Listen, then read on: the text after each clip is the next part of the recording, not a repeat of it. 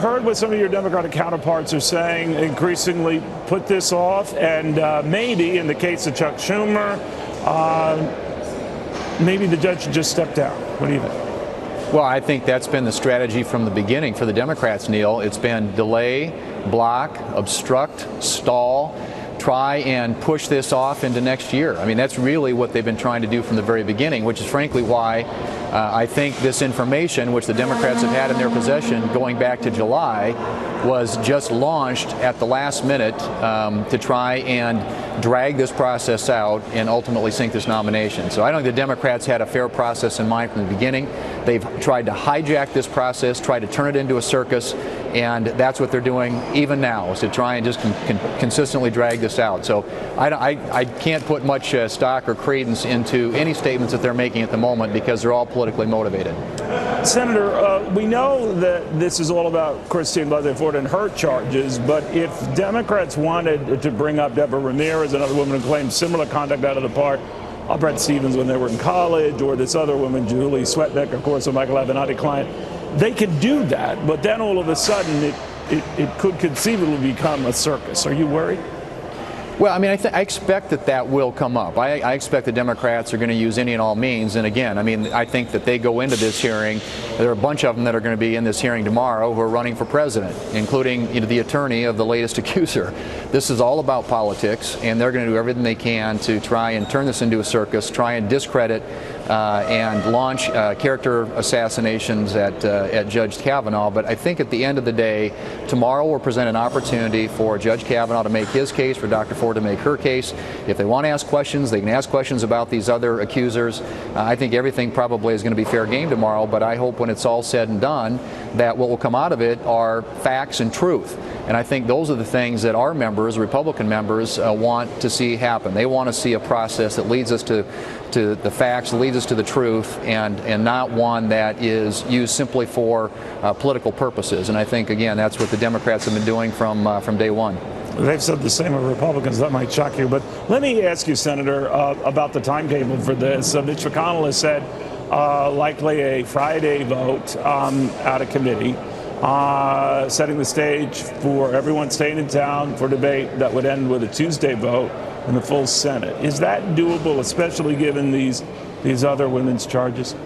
Well, you know, from a timing standpoint, I think it'll depend a little bit on what happens tomorrow. As of right now, that's the process that the leader has laid out. Right. We'll see what happens in the hearing. But just a moment to defend, when you mentioned earlier, Neil, about the Democrats attacking Republicans for being political, I can't think of a more fair, open, transparent process.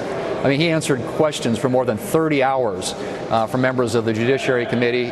He answered questions in a closed setting. He answered 1,247 questions No, I know that, Senator. I'm not taking record. sides here. They're saying the way this was handled and the fact that no FBI investigation, no follow-up on these other women. That's all I'm saying. Six FBI investigations, and every allegation that's been raised, the Judiciary Committee has aggressively gone out to whoever that accuser is and tried to bring them in to interview them. They're doing everything they can to investigate this, and that's the power that they have. They actually have that authority. There were reports that you could find no corroboration for any of the charges. Was that right? Was that the gist of it? I'll leave that to the Judiciary Committee, but I think based on all the reporting that we've seen, that's true. I mean, I think there isn't any corroboration. There's no substantiation. This is a purely and simply character attack on Judge Kavanaugh. Do you think, Senator, and the president, we're told, was critical of the way the judge came off in the interview he had with our Martha McCallum, and that he didn't show enough passion or rage or whatever, I'm paraphrasing here.